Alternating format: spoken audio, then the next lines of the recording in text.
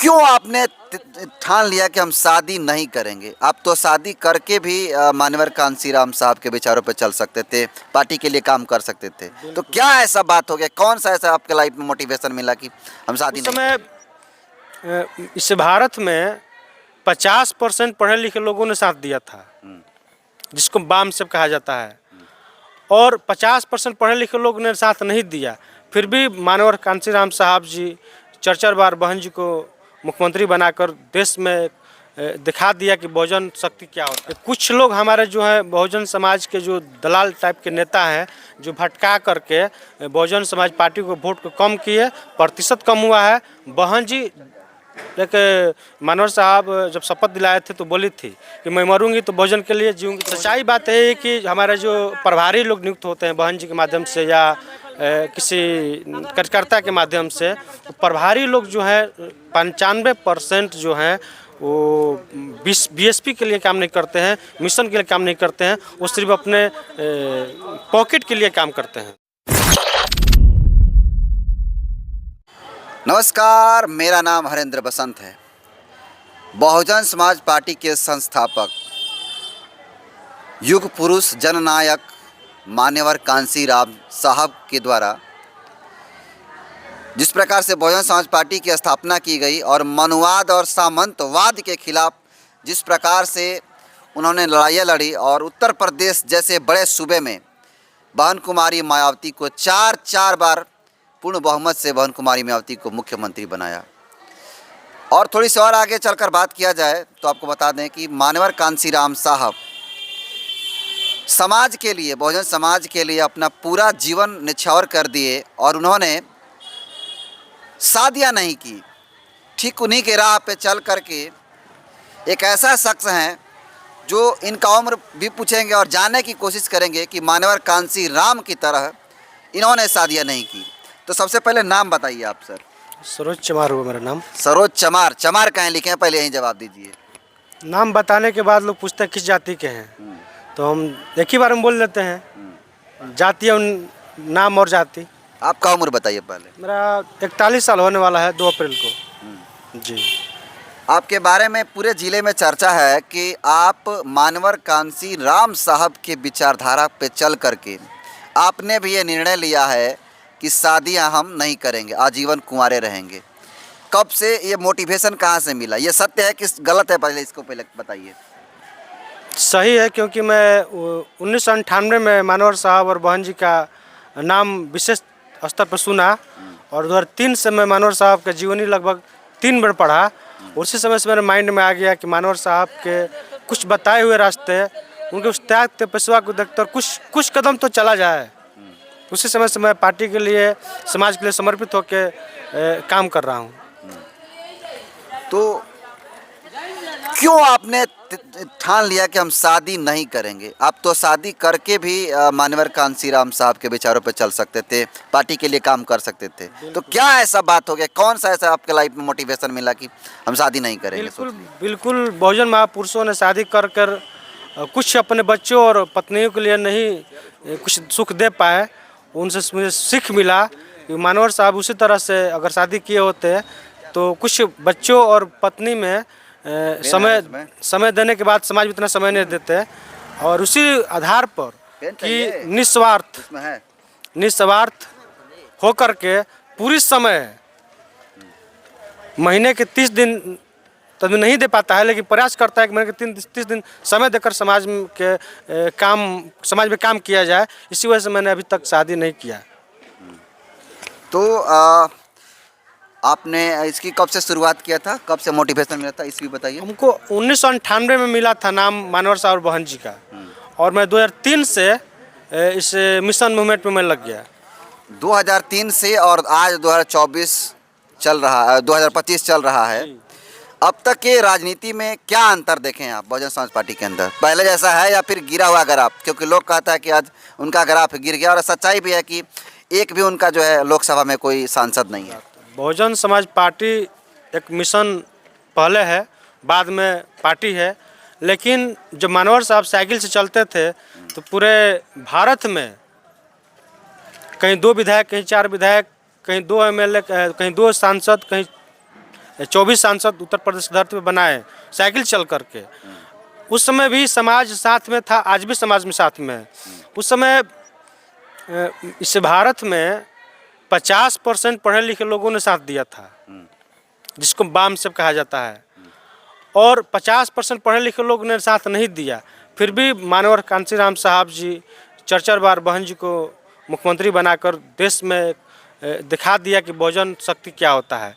लेकिन आज भी वाम सेब को कमज़ोर करने में अगर किसी का हाथ जाता है तो दलित समाज से ही कुछ लोग आते हैं जो वाम सेब को तहस नहस कर दिए, और कुछ समाज के लोगों का जो कार्यकर्ताओं को, कुछ वोटरों का मनोबल डाउन हो गया, जिसके कारण कुछ वोट का प्रतिशत कम हुआ है। सच्चाई बात है। मेरा अगला सवाल, लोग कहता है कि बहन कुमारी मायावती जी बाबा साहब और मानवर कांशीराम साहब के मिशन से भटक गई हैं, इसीलिए उनको अब जो है राजनीतिक उपलब्धियां नहीं मिल पा रही है। इसको आप कैसे देखते हैं? देखिए, बहन जी कभी नहीं भटकी थी और ना भटके हैं। भटके हैं बहन जी कभी नहीं कही है कि आप बहुजन समाज पार्टी को वोट न दो या अपने हक अधिकार के लिए मत लड़ो। ये कुछ लोग हमारे जो है बहुजन समाज के जो दलाल टाइप के नेता हैं, जो भटका करके बहुजन समाज पार्टी को वोट को कम किए, प्रतिशत कम हुआ है। बहन जी देखिए, मानवर साहब जब शपथ दिलाए थे तो बोली थी कि मैं मरूंगी तो बहुजन के लिए, जीऊँगी तो बहुजन के लिए। तो ऐसा कुछ नहीं है। जिस बहन जी ने अभी तक मांग में सिंदूर नहीं लगाई, जिस बहन जी से मीडिया के लोग पूछे कि बाल क्यों कटवा ली, तो बोली कि अगर बाल हम रखेंगे तो आधा घंटा बाल सुखाने और झाड़ने में लगेगा, उस समय हम अपने समाज में देंगे। वैसे तपस्वी बहन जी को अगर कोई उंगली उठाए कि बहन जी भटक गई है तो वो व्यक्ति भटका हुआ है। बहन जी के समक्ष अखिलेश यादव की अगर राजनीति पे बात किया जाए तो आपने काफ़ी लंबा समय दिया है।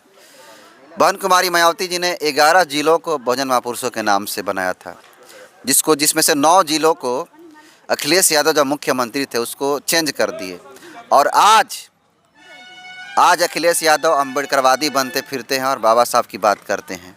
कैसे देखते हैं? 9 जिलों के साथ साथ कई विश्वविद्यालय बहन जी बनवाई हैं, कई स्कूल, कॉलेज, हॉस्पिटल जो बहुजन समाज के महापुरुषों के नाम से, चौक चौराहा, इसके बाद जो है अम्बेडकर पार्क, अम्बेडकर परिवर्तन पार्क, छत्रपति साहू जी महाराज, तमाम महापुरुषों के नाम से तमाम चीज़ें बहन जी बनवाई। तब अखिलेश यादव जी ने कहा कि बहन जी बसपा पत्थरों की सरकार है।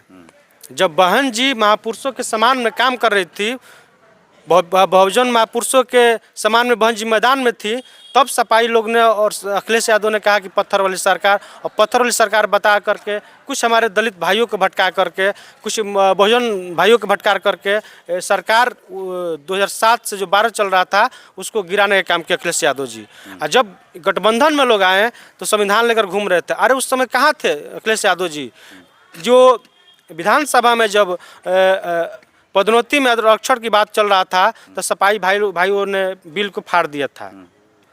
जब अम्बेडकर पार्क जब था लखनऊ में तो बार बार अम्बेडकर पार्क को ध्वस्त किया जा रहा था, उस समय कहाँ थे अखिलेश यादव जी? अखिलेश यादव जी शुरू से ही मनुवादियों के साथ इनका दोस्ती रहा है, इनके पिताजी का भी दोस्ती रहा है, लेकिन कुछ शिक्षा इनके पास था तो बहन जी को बहुत सम्मान करते हैं। इस बात को अखिलेश यादव जी को, बहन जी को कभी भी आदर सम्मान से नाम लेते हैं। इस बात को मुझे बहुत खुशी रहता है, लेकिन इस बात को खुशी ज़्यादा दुखी रहता है कि बहन जी को सम्मान देते हैं लेकिन महापुरुषों को अपमान करते हैं।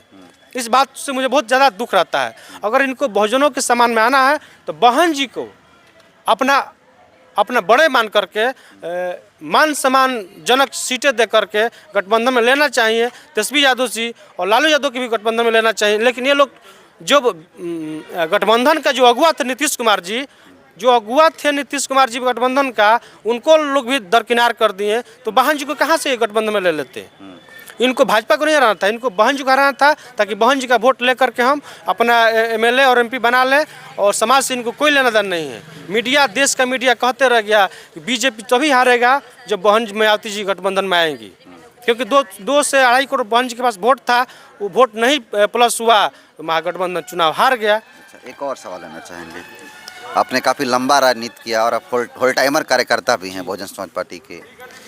जिस प्रकार से बहुजन समाज पार्टी का जो चुनावी जो सफलता है, जिसको कहा जाए कि चुनावी जो ग्राफ है, जो रिजल्ट का ग्राफ है, बहुजन समाज पार्टी का ग्राफ जो जनाधार है जिस प्रकार से गिर रहा है, इसका मेन वजह क्या है अगर आसान शब्दों में कहा जाए तो? सच्चाई बात है कि हमारे जो प्रभारी लोग नियुक्त होते हैं बहन जी के माध्यम से या किसी कार्यकर्ता के माध्यम से, तो प्रभारी लोग जो है 95% जो हैं वो बीएसपी के लिए काम नहीं करते हैं, मिशन के लिए काम नहीं करते हैं, वो सिर्फ अपने पॉकेट के लिए काम करते हैं।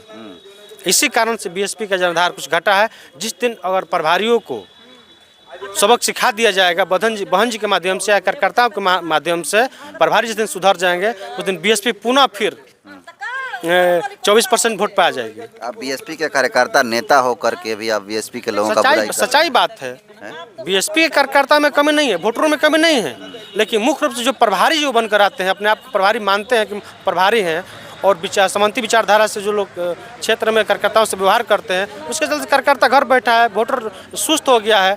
ये लोग को पॉकेट के लिए ज़्यादा लोग काम कर रहे हैं, पॉकेट के लिए अपने ज़्यादा काम कर रहे हैं। इन पर मैं सर्च कर रहा हूँ, मैं बैठने वाला नहीं हूँ, मुझे कोई एमपी एमएलए नहीं बनना है कि मैं इन लोग से डर जाऊँ। हम तो कफन लेके नीला चले हैं। इन पर भाजपाई हो, कांग्रेसी हो या अपने ही पार्टी के लोग, पार्टी में जो लोग दलाल टाइप के लोग, इनके खिलाफ मैं लड़ता रहूँगा। इसमें मुझे कोई गुरेज नहीं है। अच्छा, एक और सवाल लेना चाहेंगे। ऐसे कुछ काम को बताइए जिसको अगर बहुजन समाज पार्टी करती है तो उसका ग्राफ ऊपर चला जाएगा और अच्छा खासा रिजल्ट आएगा चुनाव में, क्या कहेंगे? देखिए, क्या ऐसा काम करना पड़ेगा? बहन जी के शासन में जितने लोगों को नौकरी उत्तर प्रदेश में हुआ है, वो आज कोई बावन मिश्राम साहब को मदद कर रहे हैं, कोई चंद्रशेखर भाई को मदद कर रहे हैं। बहन जी को लोग भूल गए थे, लेकिन फिर पुनः उन लोगों को बहन जी याद आने लगी हैं कि जिनके माध्यम से हमको नौकरी मान सम्मान से जीने का मौका मिला था, ज़मीन मिला था, वो अब पुनः बीएसपी की तरफ वापस आ रहे हैं। बहन जी मजबूरी में आकर के अपने फूल जैसे भतीजों को पार्टी में लाई, उनको सांसद विधायक बनाने के लिए नहीं लाई हैं, वो मजबूर में लाई हैं कि हमारे साथ में जो प्रभारी है जो सही खरे ईमानदार नहीं उतर पाते हैं, तो बहन जी देख रेख के लिए अपने भतीजों को पार्टी में लाई है। और दिल्ली में वो देखने को मिला है कि दिल्ली से फिर देश की राजधानी से शुरुआत हो रहा है, बहुजन मूवमेंट आगे बढ़ रहा है, बहुजनों का ग्राफ बढ़ने लगा है। मैंने पूछा काम ऐसा बताइए, कौन सा बदलाव किया जाए बहुजन समाज पार्टी के अंदर जिसके वजह से ग्राफ ऊपर चला जाए? कौन सा बदलाव अगर होगा तो हो सकता है? समाज पार्टी में पहला काम बता। अस्तिन की तरह जो लोग बैठे हैं, बड़े बड़े प्रभारी लोग, उनको न्यूट्रल किया जाए और नए लोगों, ईमानदार लोग को चुन करके जिम्मेवारियाँ दिया जाए और आकाश भाई के नेतृत्व में दिया जाए, ताकि ईमानदार लोग पार्टी में जुड़े और ईमानदार लोग से काम कराया जाए। देखिए, पुनः पार्टी में फिर विस्तार उसी तरह से होने लगेगा। अभी प्रभारी हम सीना ठोक के कहते हैं कि 95% प्रभारी मिशन पे नहीं, कमीशन पे काम कर रहे हैं। तो ये बंद हो जाएगा तब बहुजन समाज पार्टी के अगर आप उठ सकते पुनः बीएसपी बढ़ने लगेगी। जो बहुजन समाज में कुछ दलाल टाइप के जो नेता हैं, इनका भी दुकान बंद हो जाएगा। चलिए, तो ये थे सरोज चमार जी, जिन्होंने मान्यवर कांशीराम साहब के विचारों पर चल करके इन्होंने अपनी शादियां नहीं की। बहुजन समाज पार्टी के गिरते ग्राफ को कैसे ऊपर बढ़ाया जा सकता है, इस पर अपनी राय रखा। इनको राय के आप कैसे देखते हैं, कमेंट कर दीजिए।